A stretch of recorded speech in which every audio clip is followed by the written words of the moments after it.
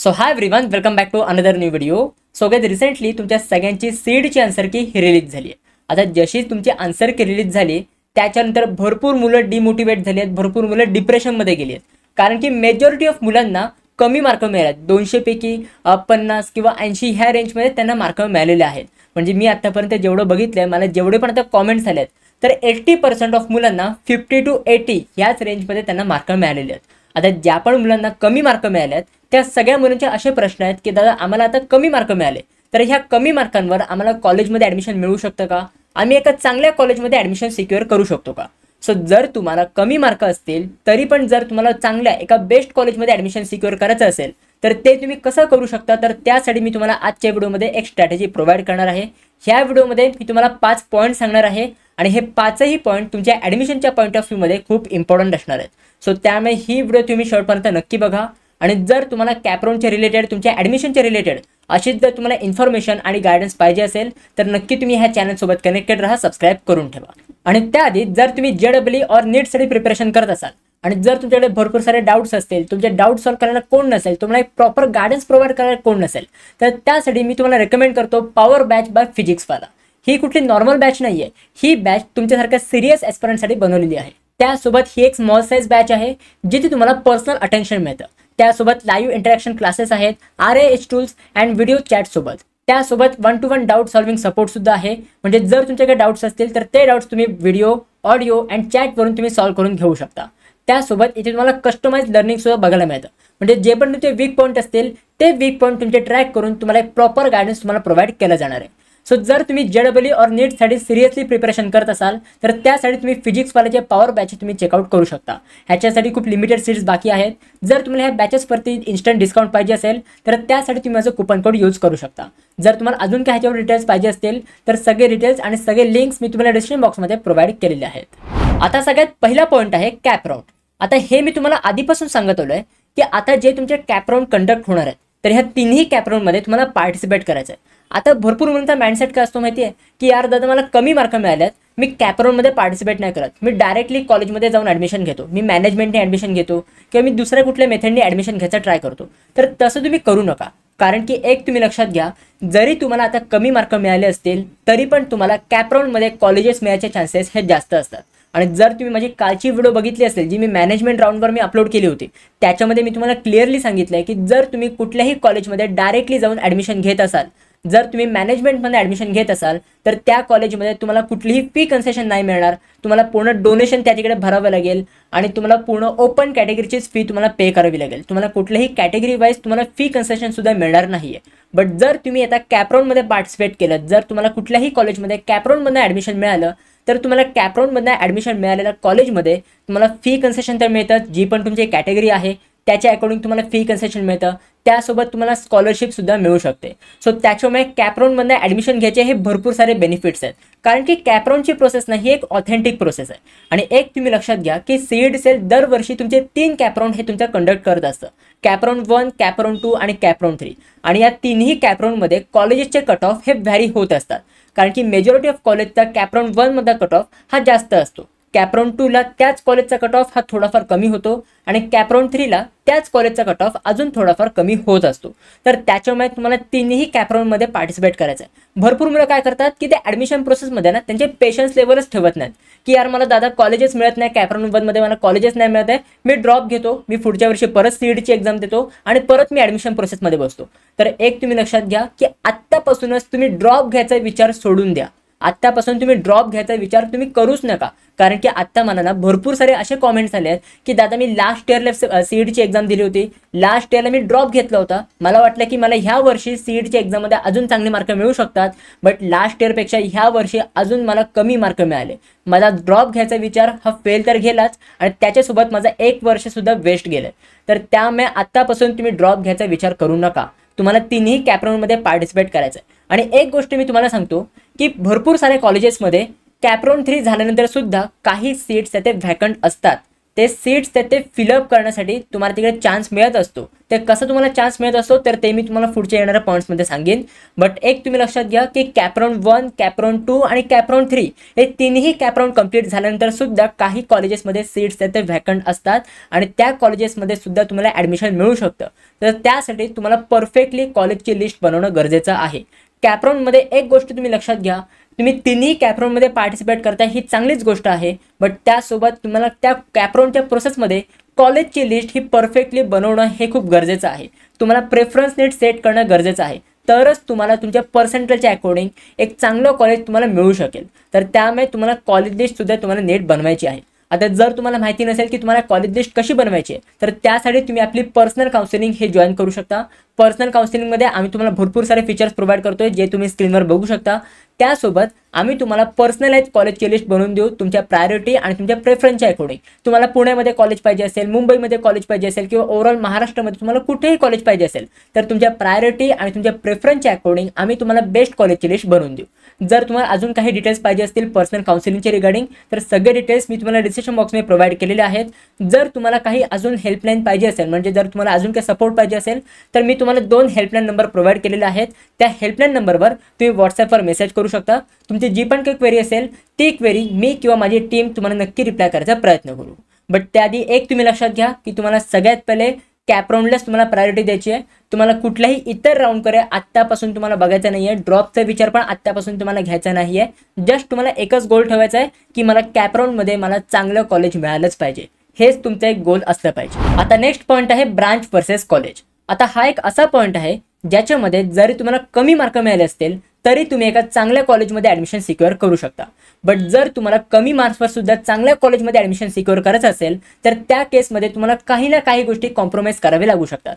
आता कोणत्या गोष्टी कॉम्प्रोमाइज करावे लागू शकतात तर एक तुम्ही लक्षात घ्या की जर तुम्हाला एका चांगल्या कॉलेजमध्ये ॲडमिशन पाहिजे असेल, एका बेस्ट कॉलेजमध्ये ॲडमिशन पाहिजे असेल तर त्या केसमध्ये तुम्हाला थोडेफार ब्रांचेस कॉम्प्रोमाइज करावे लागू शकतात. बट जर तुमची ब्रांच फिक्स असेल की मला ह्याच ब्रांचमध्ये ॲडमिशन घ्यायचं आहे, मला कोणतंही कॉलेज मिळालं तरी चालेल बट मला ह्याच ब्रांचमध्ये ॲडमिशन घ्यायचं आहे तर त्या केसमध्ये तुम्हाला कॉलेजेसमध्ये थोडंफार कॉम्प्रोमाइज करावं लागू शकतं. कारण की आता मला माहिती आहे की जेवढी पण मुलं ही व्हिडिओ बघतात ती मुलं अशी आहेत ज्यांना कमी मार्क मिळाले आहेत आणि ती मुलं सोल्युशन बघतात की जर मला आता कमी मार्क मिळाले असतील तर ह्या मार्कांवर मी एका बेस्ट कॉलेजमध्ये ॲडमिशन कसं सिक्युअर करून घेऊ शकतो. बट एक मी तुम्हाला रिॲलिटी सांगतो की आता जे पण तुमचं ड्रीम कॉलेज आहे आणि जी पण तुमची ड्रीम ब्रांच आहे हे दोन्ही तुम्हाला एकत्र मिळणं थोडंफार डिफिकल्ट आहे. आता ह्या पॉईंटला मला तुम्हाला डिमोटिवेट करायचा काही पण उद्देश नाही आहे. बट एक मी तुम्हाला रिॲलिटी सांगतो की आत्ताच्या कंडिशनमध्ये तुमची कॉम्पिटिशन लेवल ही खूप वाढलेली आहे. मला माहिती आहे की भरपूर मुलांची ड्रीम ब्रांच ही CS ब्रांच आहे. आता ज्या पण मुलाला आपण विचारलं की तुला कुठल्या ब्रांचमध्ये ॲडमिशन घ्यायचं आहे तर त्या मुलाचं एकच उत्तर असतं की मला कॉम्प्युटर इंजिनिअरिंग ह्या ब्रांचमध्ये ॲडमिशन घ्यायचं आहे. तर त्याच्यामुळे आत्ताच्या कंडिशनमध्ये आत्ताच्या जगामध्ये CS ब्रांचमध्ये ॲडमिशन घेण्याची कॉम्पिटिशन ही आता इन्क्रीज झालेली आहे. तुम्ही आता कुठल्याही कॉलेजची कट ऑफ लिस्ट ओपन करून बघितलीत, तुम्ही कट ऑफ जर चेक केलेत तर प्रत्येक कॉलेजमध्ये कॉम्प्युटर इंजिनिअरिंग ह्या ब्रांचचा कट ऑफ हा जास्त असतो आणि बाकीच्या ब्रांचेसचे कट ऑफ हे थोडेफार कमी असतात. असं का आहे? कारण की आता प्रत्येक मुलाला CS ब्रांचमध्येच ॲडमिशन पाहिजे.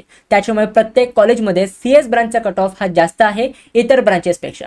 आता जर तुम्हाला कमी मार्क मिळाले असतील आणि जर तुम्हाला ह्या कमी मार्कांवर बेस्ट कॉलेजमध्ये ॲडमिशन घ्यायचं असेल तर तुम्हाला आता असा हट्ट धरून चालणार नाही आहे की मला चांगल्या कॉलेजमध्ये सुद्धा ॲडमिशन मिळालं पाहिजे आणि मला CS ब्रांचमध्ये सुद्धा ॲडमिशन मिळालं पाहिजे. असं तुम्हाला हट्ट धरून चालणार नाही आहे. तुम्हाला जर एका चांगल्या कॉलेजमध्ये ॲडमिशन पाहिजे असेल तर त्यासाठी तुम्हाला ब्रांचेसमध्ये थोडंफार कॉम्प्रोमाइज सुद्धा करावं लागू शकतं. मी तुम्हाला हे नाही बोलत आहे की ज्या ब्रांचमध्ये तुमचा इंटरेस्टच नाही आहे त्या ब्रांचमध्ये ॲडमिशन घ्या, ते मी नाही बोलत आहे. जर तुम्हाला एका कॉलेजमध्ये CS ब्रांचमध्ये ॲडमिशन नसेल मिळत तर त्याच कॉलेजमध्ये तुम्ही इतर टेक ब्रांचेससाठी अप्लाय करून बघा. वेगवेगळे टेक ब्रांचेस सुद्धा आहेत जसे की AIML आहे, AIDS आहे, सायबर सिक्युरिटी आहे, CACV स्पेशलायझेशन ब्रांचेस सुद्धा आहेत. तर ह्या ब्रांचेसमध्ये तुम्ही अप्लाय करून बघा. म्हणजे जर तुम्हाला एका कॉलेजमध्ये CS ब्रांचमध्ये ॲडमिशन नसेल मिळत तर सेम कॉलेजमध्ये तुम्हाला इतर टेक ब्रांचमध्ये सुद्धा ॲडमिशन मिळू शकतं. म्हणजे जर तुम्हाला आता कमी मार्क मिळाले असतील आणि जर तुम्हाला एका चांगल्या कॉलेजमध्ये ॲडमिशन घ्यायचं असेल तर तुम्ही थोडीफार ब्रांच कॉम्प्रोमाइज करून तुम्ही त्या चांगल्या कॉलेजमध्ये ॲडमिशन घ्यायचं ट्राय करू शकता. आता थर्ड पॉईंट आहे स्पेशल रिझर्वेशन. आता जर तुम्ही कोणत्याही रिझर्व कॅटेगरीमध्ये बिलॉंग करत असाल जसे की OBC, SCBC, SC/ST, VJNT किंवा इतर कोणत्याही तुम्ही रिझर्व कॅटेगरीमध्ये बिलॉंग करत असाल तर तुमच्या कॅटेगरीला जे पण रिक्वायर्ड डॉक्युमेंट्स आहेत हे तुम्ही काढून ठेवा. आता हे मी तुम्हाला का सांगतोय, कारण की तुमच्या कॅटेगरी वाईज जे कट ऑफ्स असतात हे कमी असतात as compared to open category. म्हणजे जर तुम्ही कोणत्याही कॉलेजची कट ऑफ लिस्ट ओपन करून बघितली त्या कट ऑफ लिस्टमध्ये तुम्ही हे नोटीस करू शकता की ओपन कॅटेगरीचा कट ऑफ हा खूप जास्त आहे आणि जे पण कॅटेगरी वाईज कट ऑफ आहेत, जे पण रिझर्व कॅटेगरीचे कट ऑफ्स आहेत हे खूप कमी आहेत. म्हणजे त्याच्यामध्ये डिफरन्स असतो. तर त्याच्यामुळे जर तुम्ही कोणत्याही रिझर्व कॅटेगरीमध्ये बिलॉंग करत असाल तर त्याचे तुम्ही बेनिफिट घ्या. आता हे तुम्ही बेनिफिट कसं घेऊ शकता, जर तुमच्याकडे कॅटेगरीला रिक्वायर्ड असणारे जे पण डॉक्युमेंट्स असतात हे सगळे डॉक्युमेंट तुमच्याकडे अवेलेबल असतील तरच तुम्ही ह्याचं बेनिफिट ह्याकडे घेऊ शकता. आता नक्की कोणते कोणते कॅटेगरीला रिक्वायर्ड डॉक्युमेंट असतात तर ह्या सगळ्यावर मी एक डिटेलमध्ये व्हिडिओ बनवलेली आहे. त्या व्हिडिओची लिंक मी तुम्हाला आय बटनमध्ये आणि डिस्क्रिप्शन बॉक्समध्ये प्रोव्हाइड केलेली आहे. तर ती व्हिडिओ तुम्ही नक्की चेकआउट करा. आता जर तुम्हाला ही जर कट ऑफ लिस्ट पूर्ण चेक करायची असेल तर मी ही कट ऑफ लिस्ट आपल्या व्हॉट्सअप ग्रुपवरती मी तुम्हाला फॉरवर्ड केलेलीच आहे. बट आता कसं मी फॉरवर्ड करेन त्याच्यासोबत नंतर अजून काही मुलं जॉईन होतील तर त्यांना परत ती कट ऑफ लिस्ट फॉरवर्ड करावी लागेल. तर त्यासाठी मी हे तिन्ही कट ऑफ लिस्ट म्हणजे कॅपराउंड 1ची, कॅपराउंड 2ची आणि कॅपराउंड 3ची हे तिन्ही कट ऑफ लिस्ट मी आपल्या ॲपवरती प्रोव्हाइड केलेले आहेत.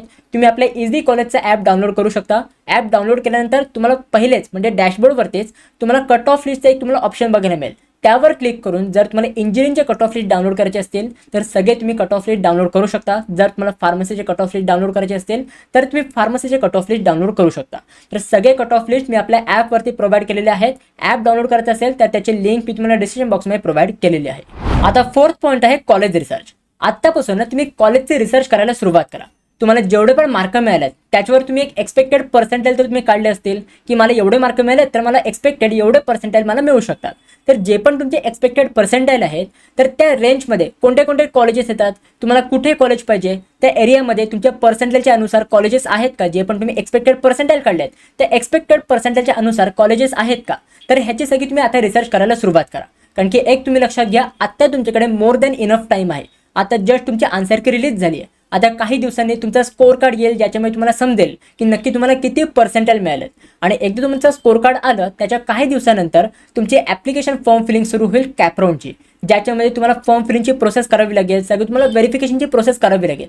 आणि त्या फॉर्म फिलिंगची प्रोसेस एकदा तुमची सुरू झाली त्याच्यानंतर तुम्ही सगळं त्याच्यामध्ये बिझी असाल. कारण की सगळं तुम्हाला व्हेरीफाय करावं लागतं, तुम्हाला फॉर्म वगैरे सगळं नीट फिलअप करावं लागतो. आणि त्याच्यामध्ये भरपूर मुलं त्या फॉर्म फिलिंगमध्ये बिझी असतात आणि त्या टायमाला कॉलेजची रिसर्च करायला टाईम मिळत नाही. तर त्याच्यामुळे आत्तापासून जेवढे पण तुमचे एक्सपेक्टेड पर्सेंटेज आहेत तर त्याच्या अकॉर्डिंग तुम्ही कॉलेजची रिसर्च करायला सुरुवात करा. आता तुम्ही कॉलेजची रिसर्चमध्ये कोणते कोणते कॉलेजेस आहेत हे तुम्ही कसं माहिती करून घेऊ शकता, तर त्यासाठी तुम्ही कट ऑफ लिस्ट तुम्ही यूज करू शकता. की जी पण आपली कट ऑफ लिस्ट आहे जी आपल्याला ऑफिशियली CET प्रोव्हाइड केली आहे तर त्या कट ऑफ लिस्टच्या अकॉर्डिंग तुम्ही चेक करू शकता की हे कॉलेज आपल्या एरियामध्ये आहे तर हे कॉलेजचा किती कट ऑफ आहे, ओपनचा किती कट ऑफ आहे, रिझर्व कॅटेगरीचा किती कट ऑफ आहे. तर हे सगळे तुम्ही आत्तापासून रिसर्च करायला सुरुवात करू शकता. जर तुम्हाला कट ऑफ लिस्ट पाहिजे असेल तर जसं मी तुम्हाला आधी पण सांगितलं आहे की तिन्ही कट ऑफ लिस्ट म्हणजे कॅपराउंड 1, कॅपराउंड 2 आणि कॅपराउंड 3 या तिन्ही कट ऑफ लिस्ट आपण आपल्या ॲपवरती प्रोव्हाइड केलेले आहेत. इझी कॉलेज तुम्ही ॲप डाउनलोड करून ते तुम्ही कट ऑफ लिस्ट डाउनलोड करू शकता. आता लास्ट पॉईंट आहे बॅकअप राऊंड. आता बॅकअप राऊंड म्हणजे नक्की काय हा सगळ्यांना प्रश्न पडला असणार. तर बॅकअप राऊंड म्हणजे जर तुम्हाला कॅपराउंडच्या प्रोसेसमध्ये जे तुमचे 3 कॅपराउंड कंडक्ट होतात जर ह्या तिन्ही कॅपराउंडमध्ये जर तुम्हाला कोणताही कॉलेज नाही मिळालं त्याच्यानंतर आपल्याला एक बॅकअप म्हणून ठेवायचं आहे. एक बॅकअप राऊंड्स असतात. आता कोणते कोणते बॅकअप राऊंड असतात, जसे की एक स्पॉट राऊंड असतं, त्याच्यानंतर तुमचं मॅनेजमेंट राऊंड असतं. म्हणजे इन केस जर तुम्हाला कॅपराउंडच्या प्रोसेसमध्ये कॅपराउंड 1मध्ये, कॅपराउंड 2मध्ये आणि कॅपराउंड 3मध्ये तुम्हाला कोणतंही कॉलेज नाही मिळालं त्याच्यानंतर तुम्ही स्पॉट राऊंडमध्ये तुम्ही ट्राय करू शकता. जर तुम्हाला स्पॉट राऊंडमध्ये चांगलं कॉलेज मिळालं तर चांगलीच गोष्ट आहे. बट जर तुम्हाला स्पॉट राऊंडमध्ये पण जर तुम्हाला चांगलं कॉलेज नाही मिळालं त्याच्यानंतर तुम्ही मॅनेजमेंट राऊंडसाठी जाऊ शकता. बट एक तुम्ही लक्षात घ्या की कॅपराउंडच्या प्रोसेसमध्ये तुम्हाला सगळ्यात पहिले पार्टिसिपेट करायचंच आहे. डायरेक्टली तुम्हाला स्पॉट राऊंडमध्ये जायचं नाही आहे. स्पॉट राऊंडची प्रोसेस ही एकदम लास्टला होते. पूर्ण तुमची कॅपराउंडची प्रोसेस कंप्लीट झाल्यानंतर स्पॉट राऊंडची प्रोसेस ही तुमची कंडक्ट होत असते. आता इन केस जर तुम्हाला स्पॉट राऊंडमध्ये पण ॲडमिशन नाही मिळालं त्याच्यानंतर तुम्ही लास्टला तुम्ही मॅनेजमेंट राऊंडला तुम्ही प्रायोरिटी देऊ शकता. बट तुम्हाला लास्टला प्रायोरिटी द्यायची. आत्तापासून तुम्ही मॅनेजमेंट राऊंडला जाऊ नका. कारण की आत्तापासून तुम्हाला कॉलेजेसकडनं कॉल्स यायला सुरुवात होतील की आमच्याकडे ॲडमिशन सुरू झालेले आहेत, जर तुम्हाला ॲडमिशन घ्यायचं असेल तर आमच्या कॉलेजमध्ये तुम्ही ॲडमिशन घेऊ शकता. अशा प्रकारे तुम्हाला कॉल्स यायला सुरुवात होतील. तर तुम्हाला त्या कॉल्सला अटेंड करायचं नाही आहे. म्हणजे त्या कॉल्सच्यावर तुम्हाला विश्वास नाही ठेवायचा आहे. एकदा तुमच्या कॅपराउंडची प्रोसेस झाली, पहिली तुम्हाला कॅपराउंडला प्रायोरिटी द्यायची आहे.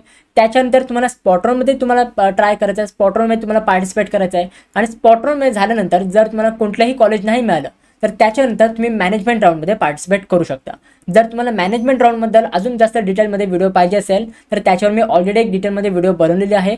त्या व्हिडिओची लिंक मी तुम्हाला आय बटनमध्ये आणि डिस्क्रिप्शन बॉक्समध्ये प्रोव्हाइड केलेली आहे, तर ती व्हिडिओ जाऊन तुम्ही नक्की चेकआउट करा। सो गाइस, आय होप ह्या व्हिडिओमध्ये जे पण मी तुम्हाला 5 पॉईंट सांगितले तर हे सगळे 5 पॉईंट तुम्हाला समजलेले असतील।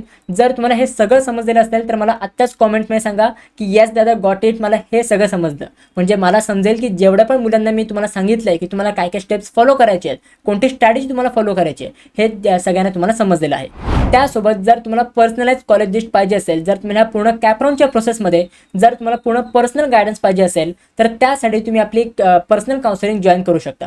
या पर्सनल काउन्सिलिंगमध्ये आम्ही तुम्हाला भरपूर सारे फीचर्स प्रोव्हाइड करतोय जे तुम्ही ह्या स्क्रीनवर बघू शकता। जर तुम्हाला अजून काही क्वेरी असेल, जर तुम्हाला अजून काही क्वेश्चन्स असतील पर्सनल काउन्सिलिंगच्या रिलेटेड, तर मी तुम्हाला डिस्क्रिप्शन बॉक्समध्ये 2 हेल्पलाईन नंबर प्रोव्हाइड केले आहेत, त्यासोबत एक इंस्टाग्रामची ID प्रोव्हाइड केली आहे। तर त्यावर तुम्ही तुमचे जे पण काही क्वेरीज आहेत हे तुम्ही विचारू शकता। मी ते क्वेरीज मी किंवा माझी टीम तुम्हाला नक्की रिप्लाय करायचा प्रयत्न करू। So guys, that's it for video. कशी वाटली तुम्हाला ही व्हिडिओ? आवडली असेल तर नक्की लाईक करा, शेअर करा, सबस्क्राईब करा। भेटूया आपण पुढच्या व्हिडिओमध्ये। तोपर्यंत बाय बाय, सी या अँड बाय।